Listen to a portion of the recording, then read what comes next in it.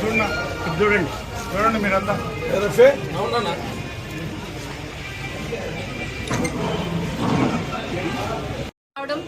చాలా సంతోషంగా ఉంది.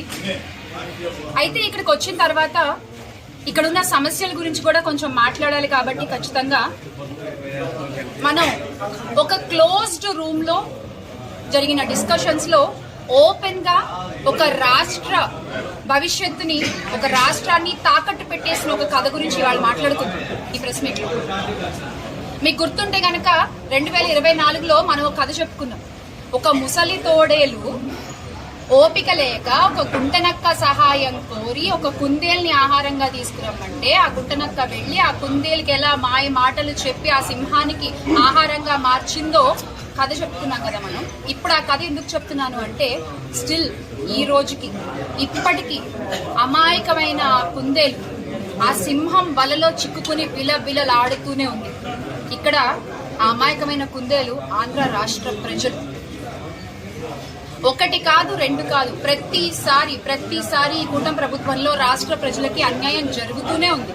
ముఖ్యంగా రాయలసీమ ప్రాంతం గురించి మాట్లాడుకుంటే గనక మరి బాబు గారు ఆయనకి జన్మనిచ్చినటువంటి రాయలసీమ ప్రాంతంపై ఎందుకంత ద్వేషాన్ని పెంచుకున్నారో మనకి తెలియదు. కానీ ఈ రోజున ఈ ప్రాంతానికి ఒక జీవధార, ఒక ప్రాణధారగా ఉండేటువంటి రాయలసీమ లిఫ్ట్ ఇరిగేషన్ ప్రాజెక్ట్ ని ఆపడానికి అన్ని విధాల ఆయన శక్తి వంచన లేకుండా ప్రయత్నిస్తున్నారు.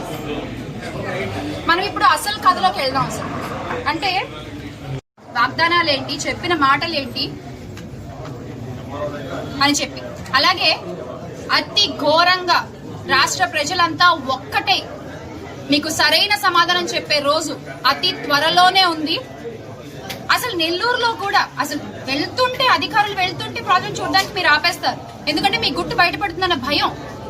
ఎక్కడికక్కడ అడ్డగించేస్తే ఆగిపోతారన్న ఒక ఆలోచన. ఎంత అడ్డగిస్తే అంత ముందుకు కదులుతాము.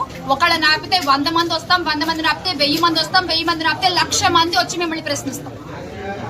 మీలాగా ప్రశ్నిస్తామని చెప్పి పక్కన కూర్చునే రకాలు వైఎస్ఆర్ కాంగ్రెస్ పార్టీ కార్యకర్తలు కాదు, నాయకులు కాదు. దయచేసి ఈ విషయం గుర్తుపెట్టుకోవాలి. Make Andhra great again with జగనన్న. జోహార్ వైఎస్ఆర్.